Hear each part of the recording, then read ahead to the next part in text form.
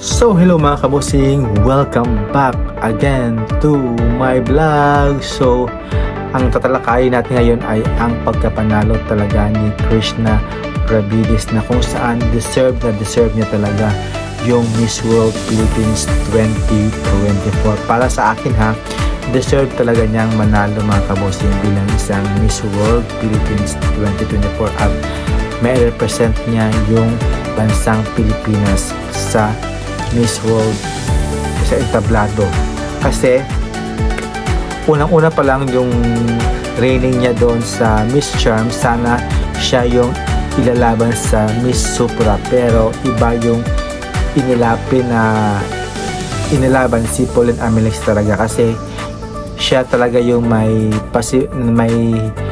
capable talaga na sa paseksihan, sa pagandahan at syempre sa paurahan talaga kay Krishna Gravides na kabosing. So I'm luckily talaga na kasi sobrang naman talaga kasing tagal ng pageant ng Miss Charm, kaya nag-withdraw na talaga si Krishna Gravides kasi maraming nang hinayang sa kanya talaga na hindi siya nakapag-compete. So ngayon magko-compete na siya bilang isang Miss World Philippines natin at ilalaban siya sa Miss World.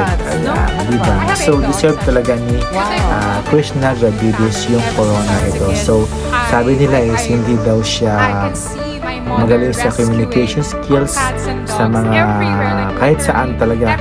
Well, dyan kayo nagkamali mga kabosing, kasi si Krishna talaga is napaka-dedicated talaga sa kanyang activities talaga. Kung ano man yung mga assignment task niya is ginagawa talaga ni Krishna Gravides, at syempre napaka down to earth talaga ni Krishna, kasi from MU page talaga idol ko talaga si Krishna Gravides sa laban niya noon, kasi palaban talaga niya at ayaw niya talaga magpapahuli talaga sa laban. So this journey niya sa Miss World, so I'm so happy kasi pure Pilipina talaga yung pinapatagawa natin sa Miss World. Walang halong banyaga, pure Pilipina talaga si Krishna Gravides from Baguio. Ayan. So bakit kaya daw daming magaganda sa Baguio City sa mga Cordillera?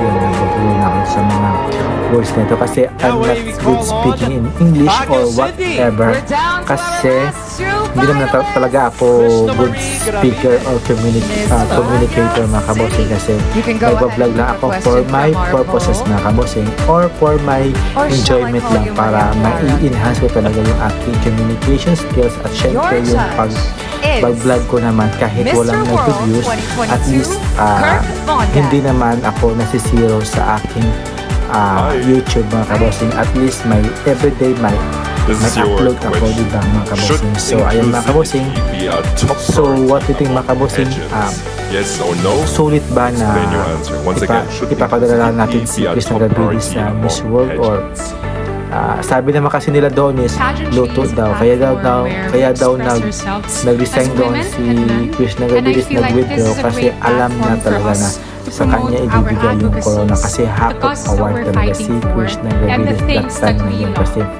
lahat ng mga major awards sa kanya talaga binigay. Diba? So meaning, alam na this na siya talaga yung nakakakuha ng corona at naging Miss World Philippines 2024. Sabi nga nila is siya daw yung naging na Hispano-Americana o naging ano ba dyan. So